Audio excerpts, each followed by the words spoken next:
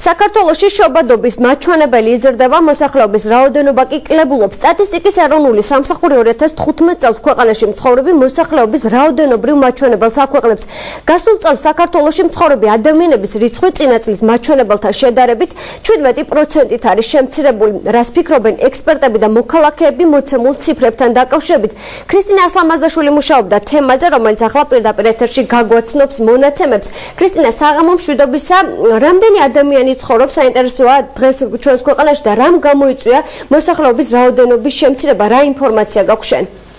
სოფო, როგორც შენ უკვე აღნიშნე, შობადობის მაჩვენებელი ჩვენს ქვეყანაში თითქმის ყოველწლიურად იზრდება, თუმცა კლებულობს იმ ადამიანების რიცხვი, რომლებიც ჩვენს ქვეყანაში ცხოვრობენ. ყოველ შემთხვევაში ამას ამბობს ციფრები, რომლებსაც სტატისტიკის ეროვნული სააგენტო აქვეყნებს. მონაცემების მიხედვით 2015 წელს უფრო ნაკლები ადამიანი ცხოვრობდა ჩვენს ქვეყანაში, ვიდრე 2014 წელს. ეს ციფრები კი რაოდენობრივად ასე გამოიყურება. 2015 წელს ჩვენს ქვეყანაში 3.729.500 მოსახლე ფიქსირდებოდა, რაც შეეხება 2014 წელს, ეს ციფრი მაშინ უფრო მეტი იყო და 4.438.490 ადამიანს შეადგენდა. ეს მაჩვენებელი 17%-ით უფრო მეტი იყო 2014 წელს, ვიდრე 2015 წელს. რაოდენობრივად კი სხვაობა დაახლოებით 760.000 ადამიანია. აღსანიშნავია ისიც, რომ სტატისტიკის მიხედვით ყველაზე მეტი ადამიანი ჩვენს ქვეყანაში 2012 წელს ცხოვრობდა, მოგეხსენებათ 2012 წელი სწორედ საარჩევნო პერიოდი იყო. რაც შეეხება ყველაზე დაბალ მაჩვენებელს, როგორც უკვე აღნიშნე, ყველაზე დაბალი რიცხვი ჩვენს ქვეყანაში მაცხოვრებელი ადამიანების გასულ, ანუ 2015 წელს ფიქსირდებოდა. თუ რამ გამოიწვია აღნიშნული მაჩვენებლის ასეთი ცვლილება, ამაზე ზუსტად ამის თქმა ძნელია და ექსპერტებიც სწორედ ასე ფიქრობენ. ექსპერტების აზრით უცნობია კონკრეტული მიზეზი, თუ რატომ მოხდა ამ მაჩვენებლის ასეთი განსხვავება 17%. ზუია დევდარიანი მიიჩნევს, რომ ჩვენს ქვეყანაში ზოგადად ციფრები და სტატისტიკა საკმაოდ რთული პრობლემაა. მისი აზრით, ბოლო პერიოდში მხოლოდ გასულ წელს მოხდა მოსახლეობის საყოველთაო აღწერა. ზუია დევდარიანის აზრით ასევე უცნობია იმ ადამიანების რიცხვიც, თუ რამდენი ადამიანი მიდის დატოვებს ჩვენს ქვეყანას, რადგან ჩვენი ქვეყანა ერთ-ერთია იმ ქვეყნებიდან, საიდანაც მოსახლეობის გადინება ხდება, ასე ვთქვათ, არალეგალური გზით, რის გამოც ამ რიცხვის ზუსტი მონაცემების დათვლა შეუძლებელი ხდება. ზუია დევდარიანი სტატისტიკის მაჩვენებლებში ცვალებადობას უკავშირებს საარჩევნო პერიოდსაც. მისი აზრით, საარჩევნო პერიოდში ყოველთვის ხდება სტატისტიკურ მონაცემებში ცვლილებები.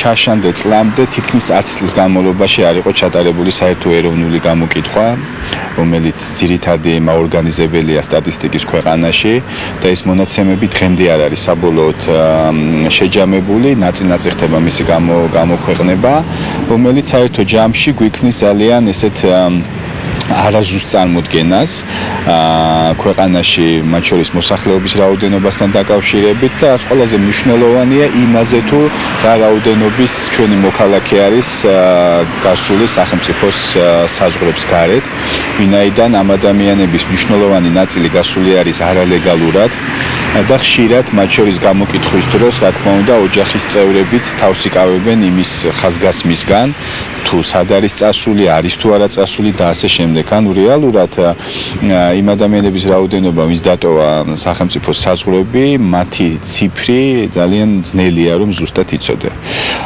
ასე რომ აი ამ, ასე ვთქვათ, სტატისტიკის ცვლილება წლების მიხედვით ხშირად შეიძლება ამითაც იყოს განპირობებული, რომ ეს ზუსტი მონაცემები არ არსებობს. ამას შეიძლება დაუთოთ ისიც, რომ მოსახლეობის რაოდენობა პოლიტიკურ ჭრილში დაკავშირებულია ამომრჩევლების რაოდენობასთანაც ქვეყანაში. როგორც იცით, წელს არჩევნებია შემოდგომაზე, ასე რომ ეს უმნიშვნელო ამბავი არ არის, რომ რეალურად როგორც მედიის, ისევე არასამთავრობო ორგანიზაციების ყურადღების ქვეშ იყოს რეალურად ის ციფრები, რომელსაც სახელმწიფო აქვეყნებს, იმიტომ რომ ხშირად საარჩევნო პროცესში კრიტიკის ძირითადი საგანი არის ხოლმე სწორედ ამომრჩევლების რაოდენობა.